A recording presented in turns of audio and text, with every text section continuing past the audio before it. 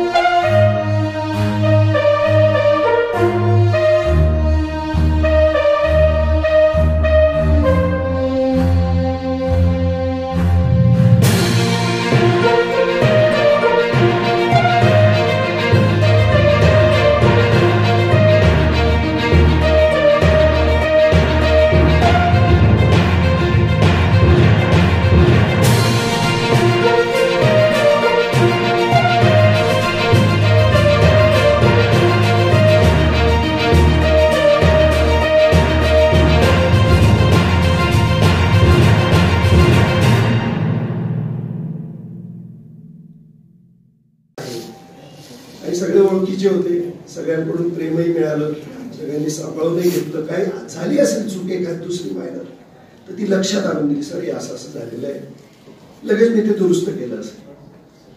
कारण कामाच्या ओघात जो काम करतो तोच चुकतो, नाही तर असे बरेच अधिकारी आहेत, नो वर्क नो मिस्टेक, तुम्ही ते बघितलेले आहे, बरोबर आहे, मी त्याचं नाव घेत नाही, पण कसं आहे, काम करणाऱ्याकडनं चुका होतात, पण त्या जर लक्षात आणून दिल्या, आणि बघा चूक मध्ये पण दोन प्रकार असतात, एक जाणीवपूर्वक केलेली चूक आणि काय म्हणतात त्याला दुसरी बोनाफाईड मिस्टेक, नकळत झालेली चूक। तर ती तशी चूक जर झाली असेल कोणी ऍग्री करते, अशा एक दोन चुका पण झाल्या, त्यात तुम्ही लक्षात आणून दिल्या। आता तुम्ही का म्हणतोय, तुमच्यातलंच कोणी ते पाकडे सरांचं मगाशी नाव घ्यायचं राहून दिलं माझ्याकडे, पण पाकडे सरांनी पण एक दोन वेळा मला काही सूचना केल्या, त्याही मी अंमलात आणले। एकदा तर त्यांच्या शाळेत गेलो, त्याच्या मुख्याध्यापकाला रागवलं गेलो थोडस, तो चक्कर पळून गेले, मी घाबरलो, बाबाला काय झालं, पण तिच्या लगेच डॉक्टर बोलवलं त्यांना. असे काही प्रसंग आहेत की एक तर माझा स्वभाव, माझा चेहरा आधी थोडासा रागीट दिसतो असं मला लोक सांगतात.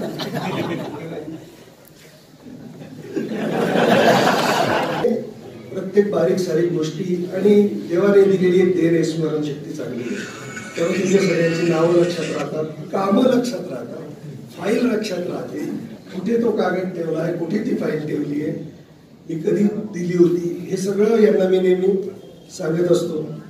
आणि विषय पण लक्षात राहतात. मग कधीतरी आठवतो की विषय, पाटील साहेब, गिरी मॅडम, हा विषय आपला राहिला आहे, ते आपल्याला करावं लागेल. या पद्धतीने करत गेलो. त्यामुळे आज नाशिक विभागातही एक आपलं रेप्युटेशन जे आहे उपसंचालकांकडे ते चांगलं आहे. ते म्हणतात की तुम्ही धुळ्याला गेल्यापासून तक्रारी कमी झाल्या, धुळे जिल्हा. आणि मला जे काय आपल्या जळगाव जिल्ह्याला पूर्वी होते, नंदुरबारला होते, जे आता इतर जिल्ह्यांमध्ये गेलेले आहेत, ते लोक सगळे सांगतात की तुझ्याजवळ काय अशी जादू होती की ते धुळे सांभाळू शकला आणि धुळे शांत केलं, कसं काय केलं, ती आम्हालाही सांग. म्हटलं काही नाही, अविश्रांत परिश्रम आणि लोकांमध्ये मिळून मिसळून वागणे, त्यांच्या तक्रारी दूर करणे, त्यांच्यातला होऊन राहणे, कुठल्याही प्रकारचा इगो न ठेवणे. मी अधिकारी आहे, हे तर साधे शिक्षक आहेत, हे तर साधे मुख्याध्यापक आहेत, आणि यांचे काय, मी तुमचे फोन उचलले असतील, तुमच्या याला प्रतिसाद दिला असेल, तुमच्या व्हॉट्सअप पोस्टला, जसं आता बदाने सर बोलले, बाकीच्यांना अनुभव आहेत, पण आता सगळे इथे बोलू शकत नाही. कोणी काही मांडलं तर ओके, मी लक्ष घालतो याच्यात, एवढा तरी माझा फीडबॅक आपल्याला आलेला असेल. म्हणजे अशा पद्धतीने त्या समस्या उलट कळतात. आमचे मांढरे साहेब असं म्हणतात की हे व्हिसल ब्लोअर आहे, म्हणजे तक्रारी करणारे जे आहेत ना, काही वेळेला माहिती अधिकारवाले पण काही गोष्टी आपल्या लक्षात आणून देतात. ते सुद्धा कधी कधी कार्यालयाच्या दृष्टीने, म्हणजे कार्यालयाचे इतर पण ते त्याच्यात काय प्रकार आहे, काही प्रामाणिक आहेत, काही वेगळा प्रकार आहे. आलं काय लक्षात? तर कुठल्याही माध्यमातून असो, समस्या जाणवली तर ती दूर करण्याचं काम प्रशासनाचं आहे. जिथं आपण करू शकतो ते केलंच पाहिजे. हा संस्था पातळीवरचा विषय, तिथं मग आमचे हात बांधले जातात. आणि जे काही थोडेफार प्रश्न राहून गेले असतील ते संस्था पातळीवरचे आहेत म्हणून राहिले. जिथं संस्थेने सहकार्य केलं तिथं प्रशासनाकडून कुठलाही प्रश्न राहिलेला नाही. माझ्या कार्यालयाकडूनही मला खूप चांगली मदत मिळाली. मग ते आमच्या पवार मॅडम असतील, आमचे बागुल साहेब असतील, आमची सगळी टीम, ते माळी असतील, ठाकूर असतील, कुवर नाना असतील, गुजराती होते, त्यानंतर आमच्या गिरी मॅडम आहेत, पाटील साहेब आहेत, या सगळ्यांकडून मी जे सांगितलं ते त्यांनी केलं असेल. त्यांना माहिती आहे की आपण नाही केलं तर साहेब करतील, त्यामुळे त्यांना जर सांगितलं तुम्हाला आज जायचंय औरंगाबाद, ते लगेच जाणार, तुम्हाला आज नाशिक जायचंय तर जाणार. आणि एक असं चांगल्या प्रकारचं ट्युनिंग, चांगल्या प्रकारचे बंध आमच्यामध्ये बांधले गेले. त्यामुळे कार्यालयाकडूनही मला अडचण आली नाही. तसे आघात आमच्या कार्यालयावर झाले. आमच्या तिवरे मॅडम, त्यांचे मिस्टर वारले, दुःखद निधन झालं, त्यामुळे त्या गेल्या 6 महिन्यापासून रजेवर. शिक्षणाधिकारी माननीय नानासाहेब मोहनजी देसले यांची पदोन्नती झाली. शिक्षण उपसंचालक अर्थातच नाशिक विभागीय शिक्षण मंडळ सचिवपदी त्यांना बढती मिळाली. हे आपलं नाशिक विभागाचं, आपल्या जिल्ह्याचं एक मोठं भूषण होतं. या संदर्भामध्ये जिल्ह्याच्या तमाम शैक्षणिक संघटना एकत्र येऊन आज त्यांचा सन्मान आणि सत्कार सोहळा आम्ही सर्वांनी संपन्न केलेला आहे. याचं मुख्य कारण असं होतं की नानासाहेबांनी या जिल्ह्याला नव्हे आणि या विभागाला जी काही सेवा दिलेली आहे त्याच्यामध्ये एक निष्पक्षपणा, चांगलं कामकाज, उत्कृष्ट कामकाज, त्याच्याबद्दल कोणाच्या मनात शंका नाही.